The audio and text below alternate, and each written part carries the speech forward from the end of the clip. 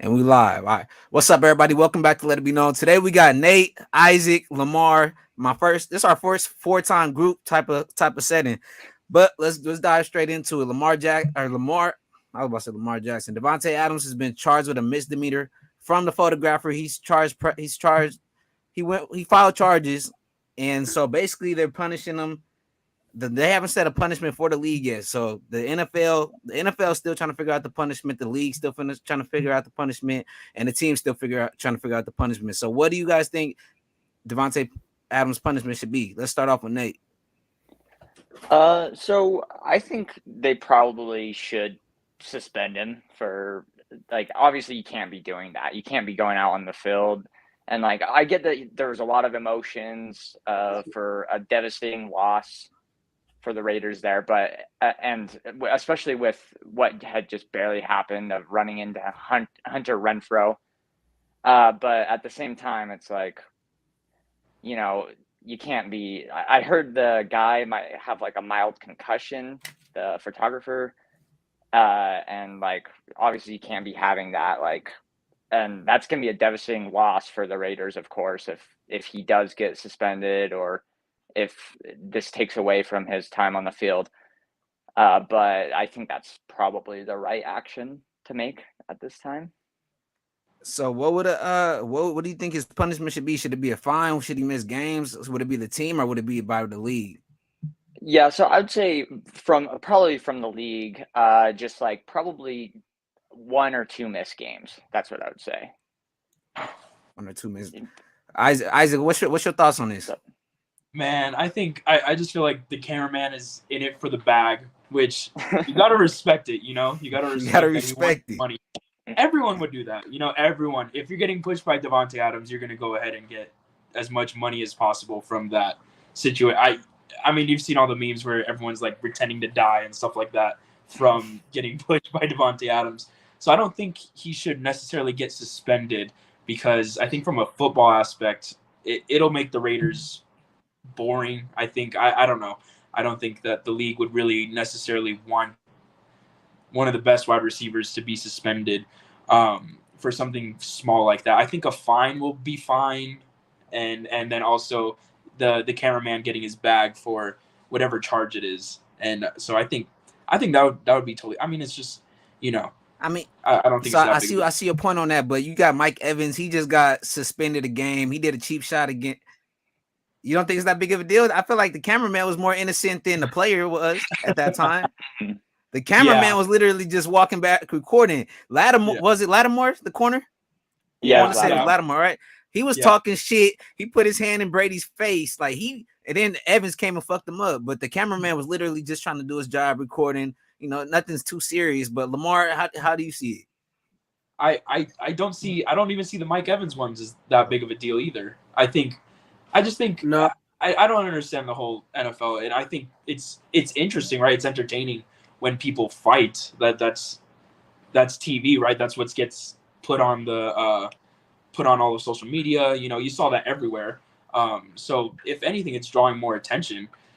Same thing with like celebrations and stuff like that. I just think that's all categorized as entertainment, and that's what these people are getting paid to do, is entertain. So I think at the end of the day, I have a different viewpoint of no one should be getting in trouble. I would say a fine is good enough, on my opinion. No, yeah, I would agree. I like that opinion, actually. I didn't even really kind of see it. A few points that you made towards the end, I didn't really see it like that. But now I'm like, okay, that's a great point of view. Mike Evans' situation, I feel like he definitely should have been suspended just because he has a history of doing this shit with Marcus Lattimore. Like, legit, like, even from like a year or 2 years ago, like, bro, it's like Lattimore locks him up, and then if he gets butthurt and he want to start pushing motherfuckers and shit. Like, you don't see nobody in the league doing the shit that Mike Evans be doing to Marcus Lattimore. But that's besides the point. The Devonte Adams situation, I feel like you said, I feel like the photographer was trying to get a bag, to be honest. I feel like, come on, like you like, this is Devonte Adams. It's no way you didn't see him. If you go back and look at the film, you see Devonte Adams. He's like walking. He's mad. He's not even look like the Predator, 6'5" with dreads. Bro, he's not even looking at. I mean, he had a visor on, but he's not looking at the cameraman to push him. He's not looking at anybody to push him. The cameraman literally walked. It's like the cameraman timed it perfectly. Like, he literally just walked past him like in his vision. I don't know why he would do it, but like you said, he probably was trying to get a bag. I don't know why. I don't think he knew Devonte Adams was going to push him, but he probably knew Devonte Adams was going to react. I didn't see the cameraman go in his face and like try to record him. He literally, like Devonte Adams was walking straight, and this dude literally just passed him. I'm just like, bro, why would you walk in my way as I'm going to the locker room? You know, so I don't think. I don't feel like he did. Yeah, I don't feel like he deserves to be suspended any games either, but I feel like they're going to try to get the bag off from the NFL. So he's already had to pay this cameraman a bag, but then also he's about to have to pay the NFL fine. That's going to be another bag. So I'm thinking the fine should probably be anywhere between like 30 to 50, 30 to 40. Would y'all agree with that? 30 to 40? I'll say okay. To be honest, I'm not going to like try to like how you say it, like guess what, like, you know, about like amount of money, but I do agree he should be fine though, for sure. He should be fine. You know, get the fine out the way. But like you said, the Raiders, you know, without Devonte Adams, they're nothing. So, all right, that's fair take. That's fair take. Let's move on to the next one. So this last game, it finished kind of crazy. You had Chris Jones. He's called for the roughing the passer. That was a big play during the game. Afterwards, he had his fair take on it, and I'm gonna play the video real quick for y'all. Jared situation. I was going to ask you about that. Did you see that one from yesterday? Of course, it's all over Twitter. And what type of situation that was in the game? That was a third down stop also. And then when you take that in initiative, if we're able to view it in the booth and the referees can get a second look because it's happening so fast, maybe we can change that. Because now it's getting absurd. You know what I'm saying? Now it's causing teams games. All right, so y'all heard it there. Chris Jones saying, you know, the flags are costing teams games. It's putting them in a bad position. He's huge, and a big thing he said was some of these should be put under replay, especially since the quarterback is such a prime position now in the league. You see a lot of these penalties going under review, a lot of smaller tic-tacky things. So let's start off with you, Isaac. Do you think it would be a good idea to have a couple of these penalties under review?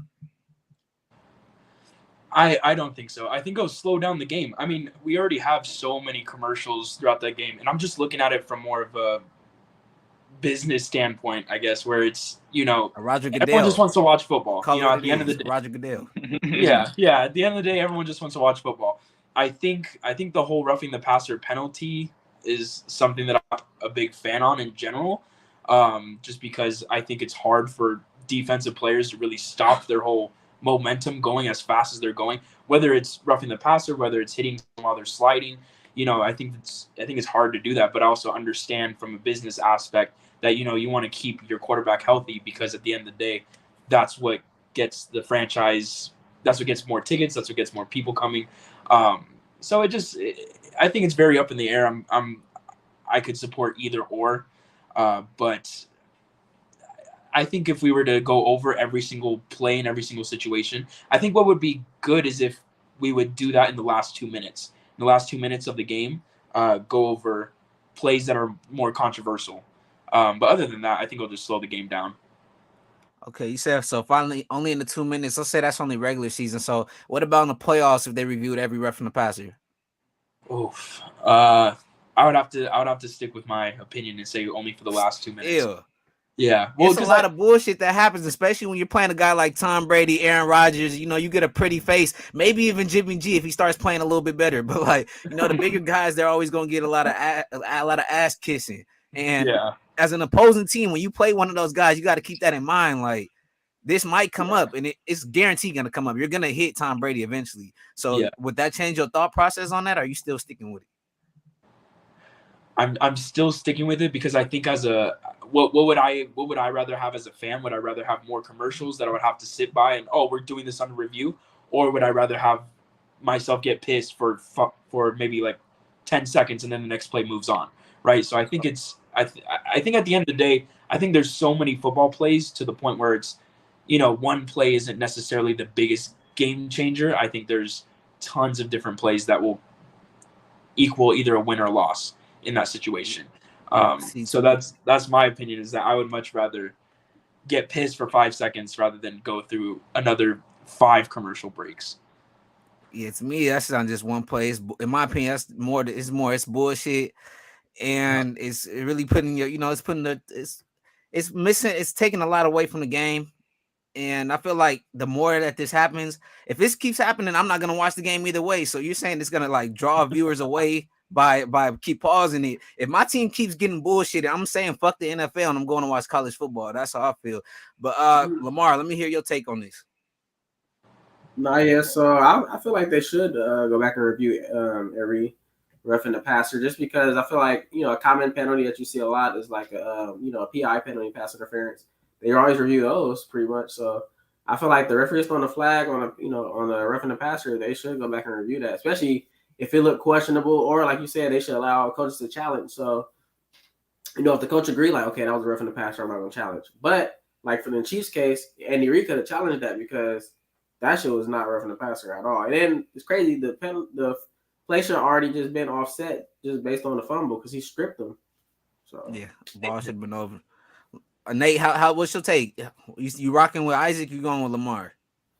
So I'm kind of in between there. I think with like you should be able to challenge it as well, but I also think that if it's within the last 2 minutes of each half, you should review it because like being put into field goal range could be a win, like Chris Jones is saying, right?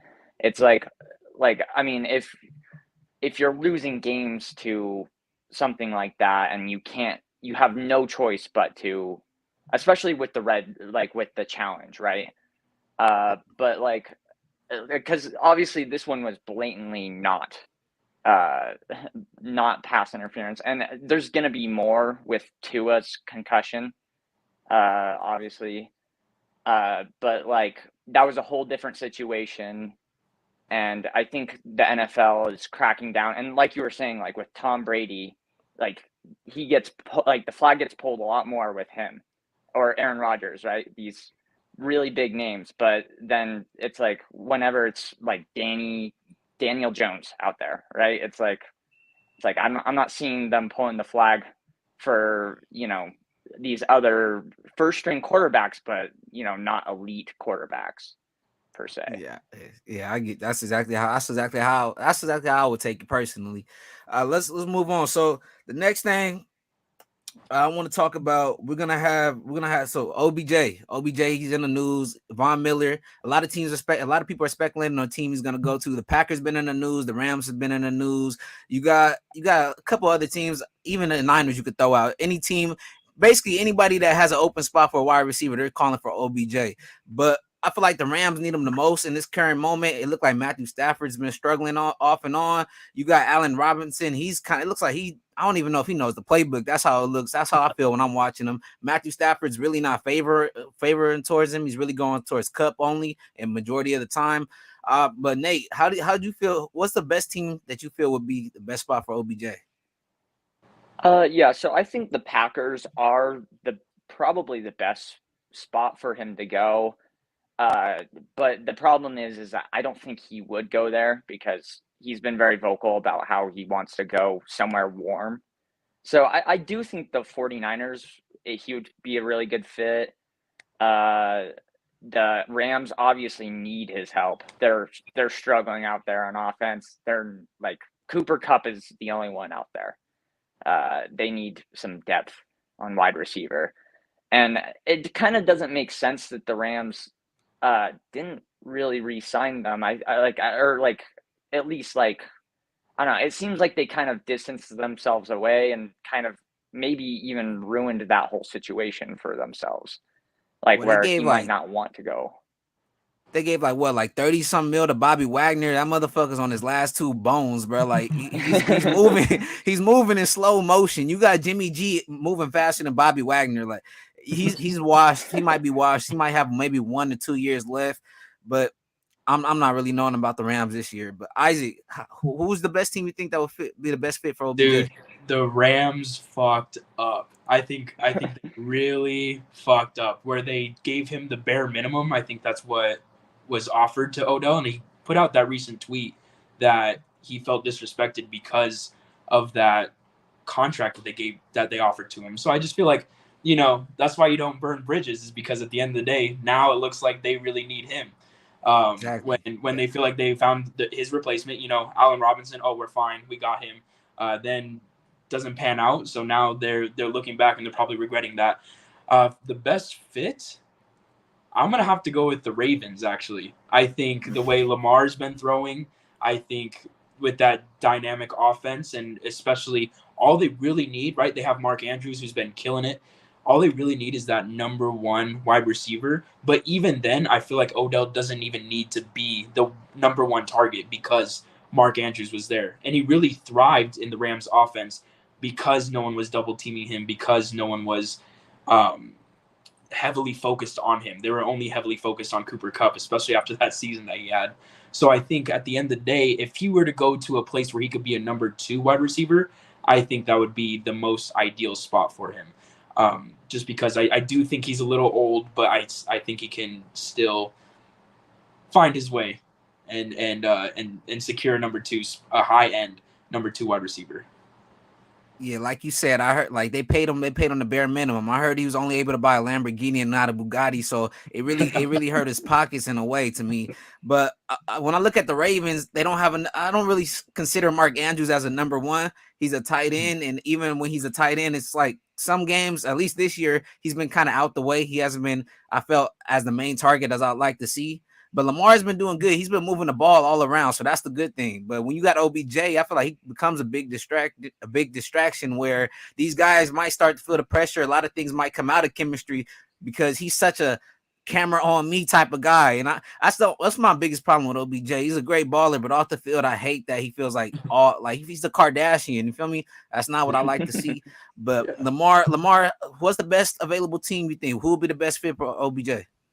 I would say the Niners would be a good fit just because I feel like if they added him, that would be like, that would really boost their offense. Jimmy Garoppolo, like I told you guys earlier, I feel like he's a decent quarterback. Like same thing like they did with Jalen Hurts.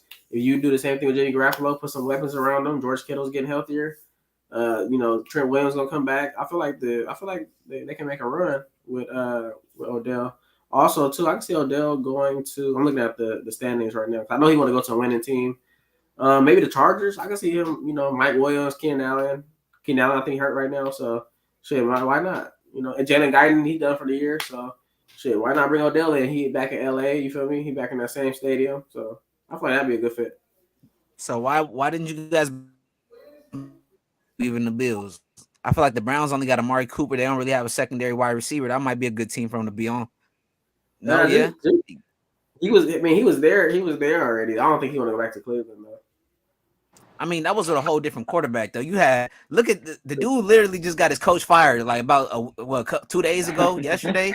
Like he's got a couple coaches fired now. He's hurt every time. And at first I was saying maybe it's the offensive line getting Baker hurt, but it's really like he's making bad decisions. He's doing dumb shit. He threw an interception and then tries to make the tackle at the 1 yard line. Let the motherfucker score, bro. He just ran 60 yards and then you get up holding your shoulder. Like it's not smart football, bad football by Baker. Sam Darnold, I thought Sam Darnold was terrible, but it's looking pretty even so far.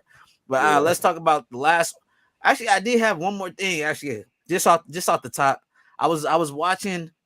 It was the Tampa Bay Buccaneers game, and I was looking at a lot of these players. Like once the whistle gets blown, they're still getting pushed back or they're still getting slammed on the floor. And on this one play, it was about like 4 players trying to tackle Leonard Fournette. And when he fell, he hit the back of his head, but he was okay. It wasn't like he had a concussion, but you can see he was like, what the fuck? Like, no, like they've been blowing that whistle. You guys are not going to call a flag. So what do you guys think about the idea of maybe adding a special type of a noise sound, something that'll pick up the whistle or the ref better so that these players will know? And this can also stop the sacks because a lot of sacks, they still finish and take the quarterback to the floor because they can't hear the whistle. And then sometimes they'll get flagged for that. So what if they had a special device somehow? I don't know what they'll put so you can hear the whistle a lot more efficient.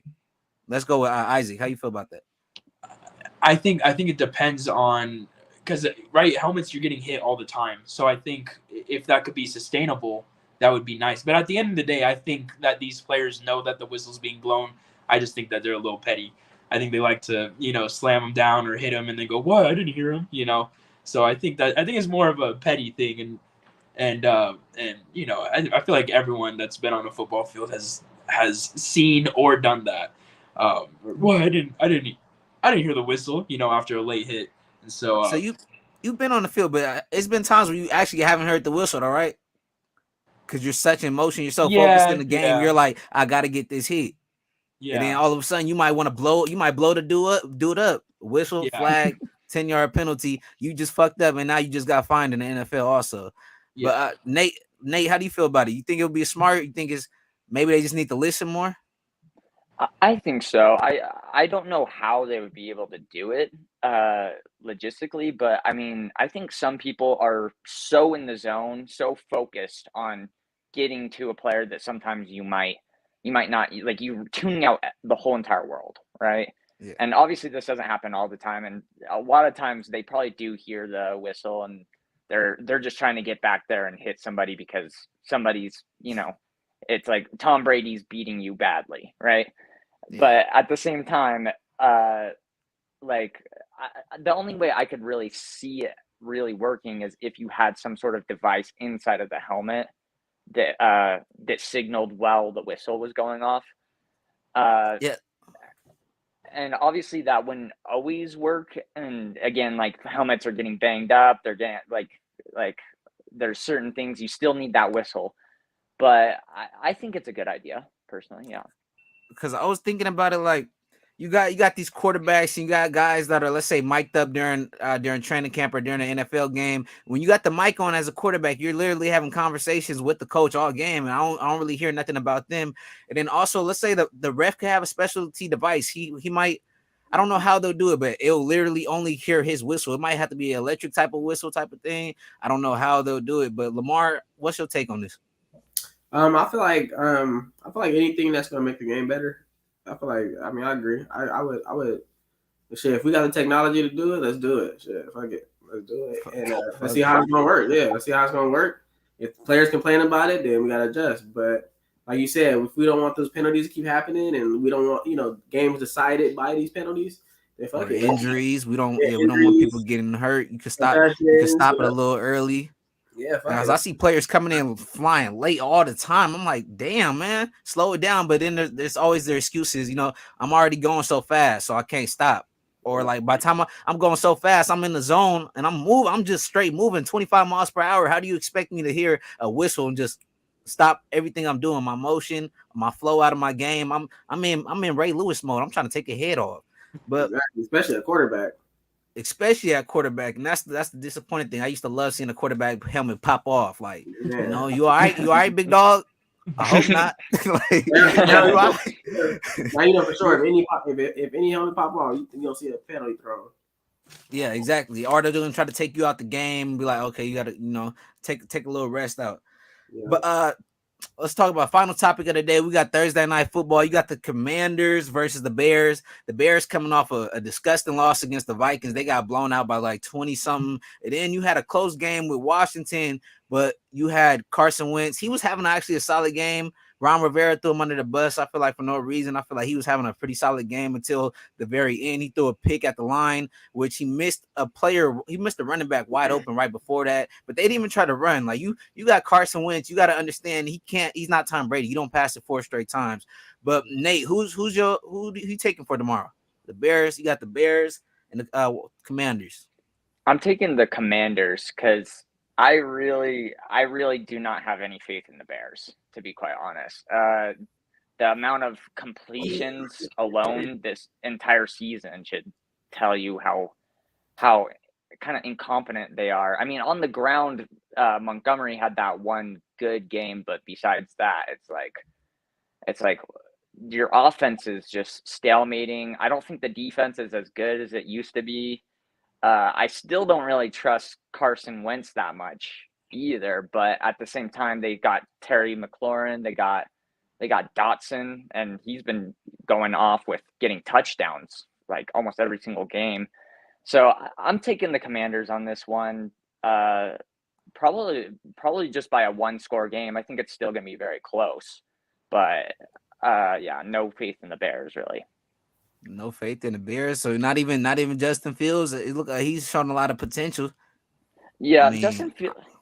He's been on and off, but again, with the problems with passing and who to pass to, really. I mean, like they don't have a number one receiver. They don't have a number one running back. They don't have that defense behind him to, and I think the whole organization, the management especially, doesn't have his back really either. And I don't think they had Mitchell Trubisky's back. Like, and I think like this has been a problem for years coming in. And why is that? Why do you feel like they have Mitchell Trubisky's back more than Justin Fields? Oh no, I was saying that I don't think they did have Mitchell Trubisky's back either back in the day. Okay. I think Mitchell Trubisky was just, he was out there all by himself, just trying to do his best with the bad situation. Just like the Browns a few years back, you still had a few good quarterbacks with some good talent, but they didn't have weapons. They didn't have people upstairs that were helping them. They were negatives, Yeah, the Browns weren't providing him talent, or not the Browns. The Bears weren't providing him talent, and everyone was thinking it was the Bears' fault for Trubisky, but I guess not. He was just ass everywhere he went. We got that settled. But Isaac, what's your take? Who you got tomorrow on the big Thursday night football? Amazon Prime. It's been each one of these Amazon Prime games has been crazy. Like they had some crazy stuff, like some toxic negative. Hopefully we could get a straight positive tomorrow, but it's two trash teams, so probably not. But who do you have tomorrow? I got the Bears. I think I trust Justin Fields and his potential, and I think he shows a lot of flashes of that.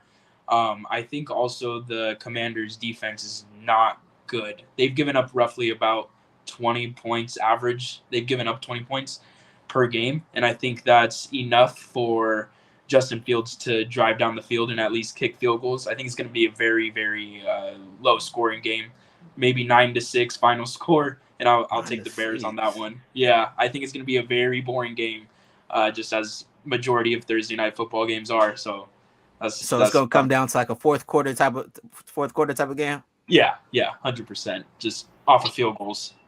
All right, so you said you got Washington, right? No, I got the Bears. Bears, and Nate, you got what? Washington. So we got Washington, Bears. Lamar, go ahead. I'll be the tiebreaker. Let me hear what you got. Okay. So I think it's a pretty even game, like for both teams. I feel like they're pretty even.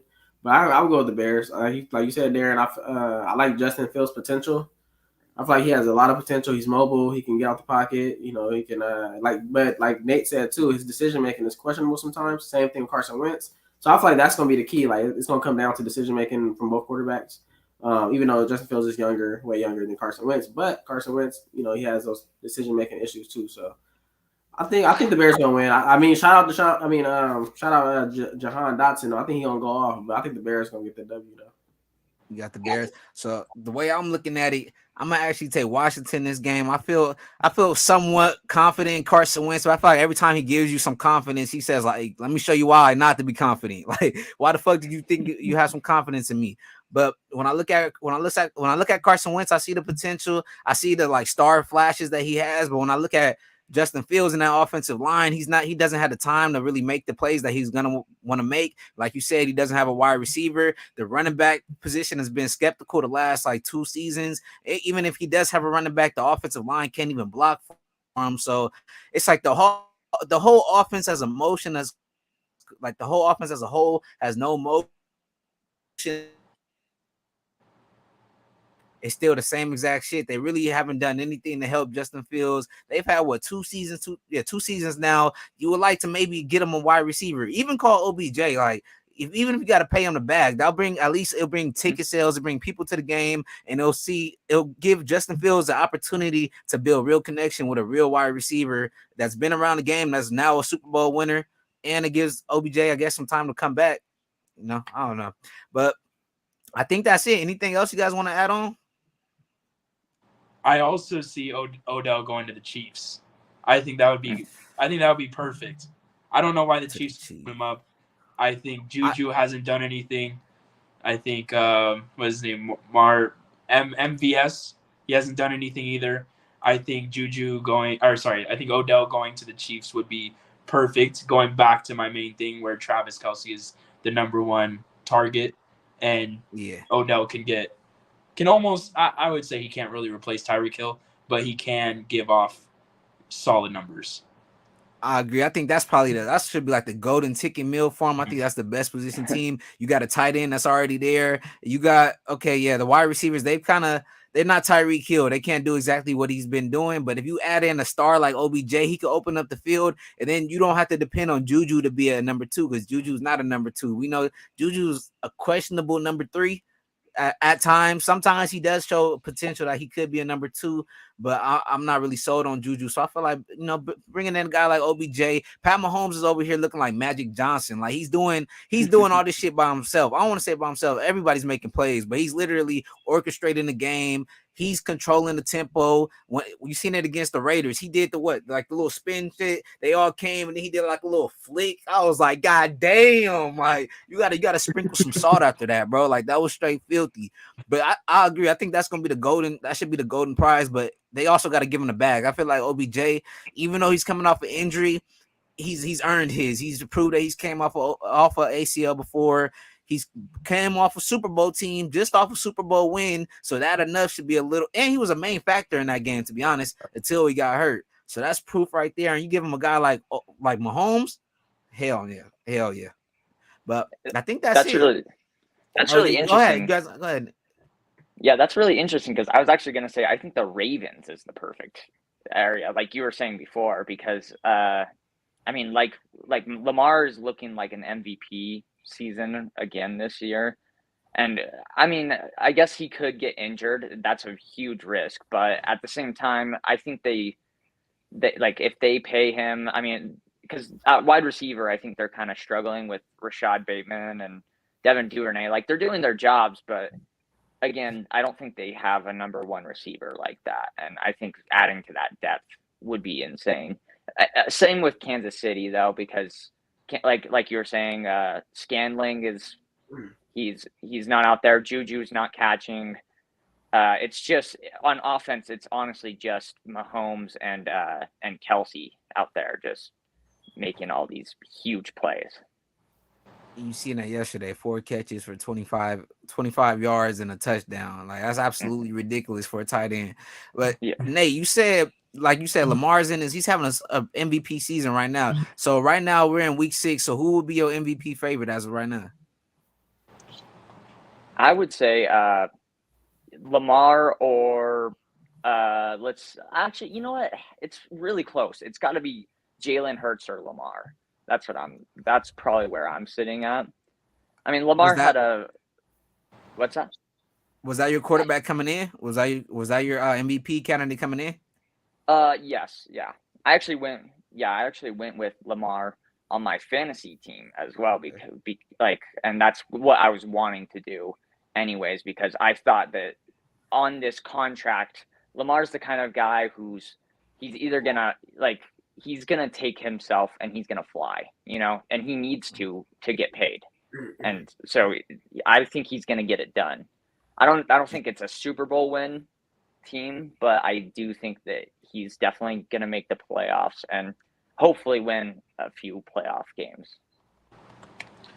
You're right. He's flu. He's flu. Go ahead. I'm gonna have to go.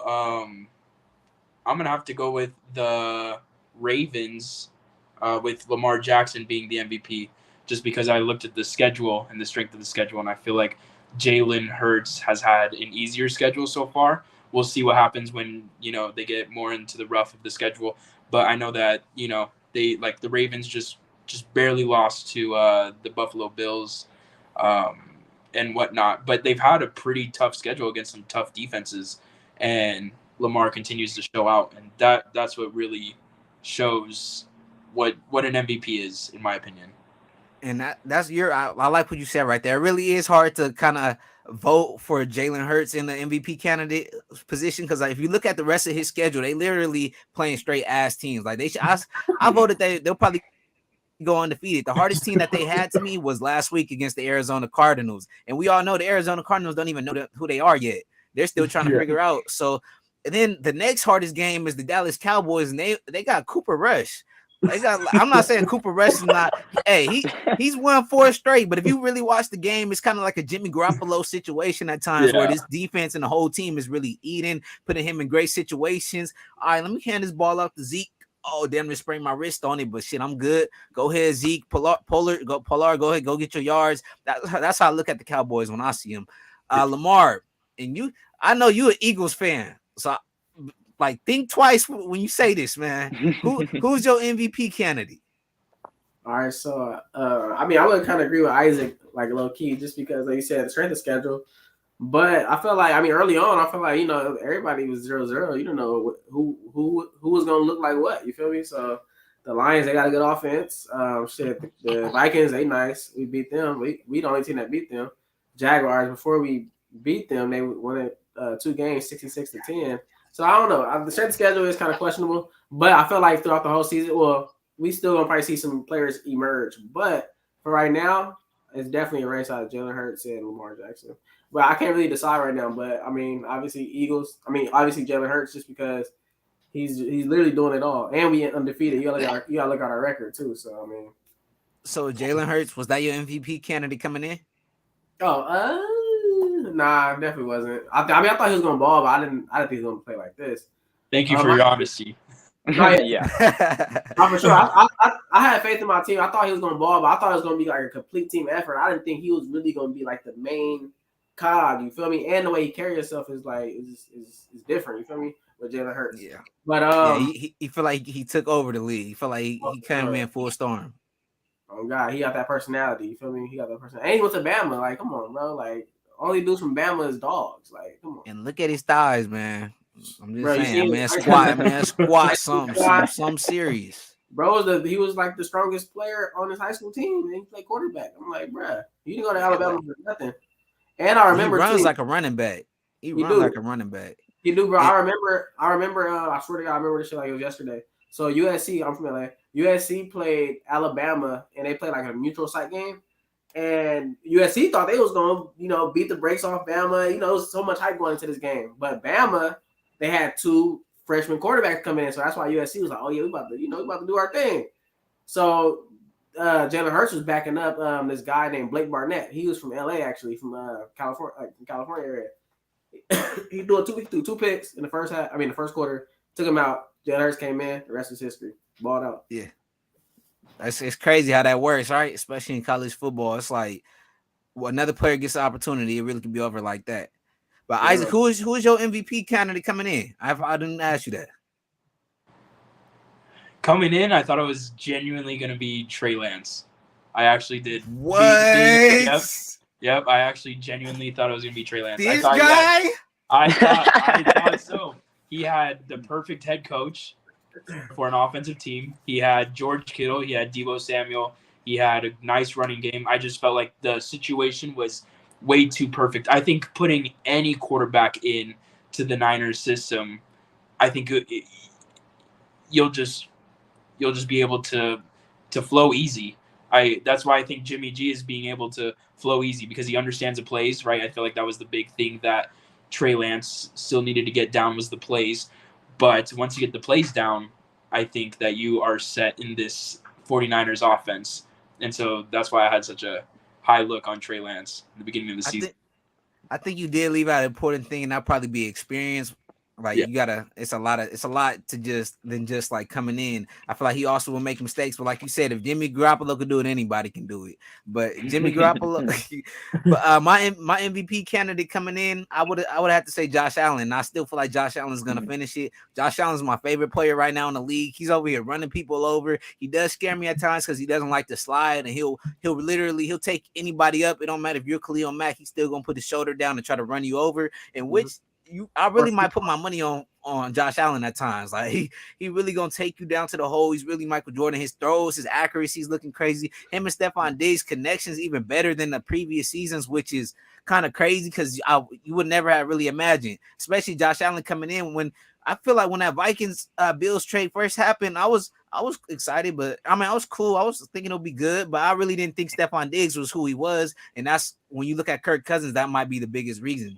Kirk Cousins could even really be holding Jefferson back. Imagine Jefferson with the Bills. He might be the next Jerry Rice, and we don't even know because he's with Cousins. Stephon Diggs was a straight. He's gonna probably be in a Hall of Fame one day, and all because of Josh Allen, all because of that great trade. But that's who my MVP candidate coming in was, and that's who it still is. But you guys let it be known down below if y'all who's your MVP candidate for this year. We out. Appreciate y'all for watching. Appreciate it.